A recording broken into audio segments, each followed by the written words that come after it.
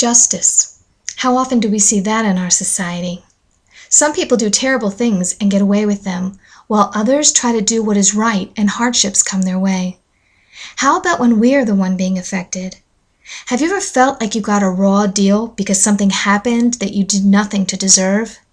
What was your response? There can be frustration and anger, which is usually directed towards others, but is often ultimately aimed at God. That is what happened with Job.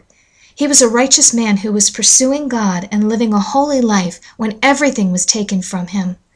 At first, he humbly accepted the tragedies as coming from the Lord and responded with words like, "Naked I came from my mother's womb, and naked I will depart. The Lord gave, and the Lord has taken away. May the name of the Lord be praised." And, "Shall we accept good from God and not trouble?" At some point, though, in his suffering, Job's attitude changed and he began to question the Lord. Job maintained that he was innocent and basically felt he had the right to accuse God of wrongdoing for bringing all this upon him.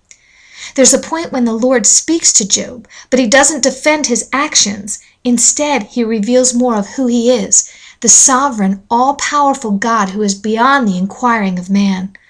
The Lord questions Job, and the one he poses in chapter 40, verse 8 is very unsettling. "Would you discredit my justice? Would you condemn me to justify yourself?" How often do we do that?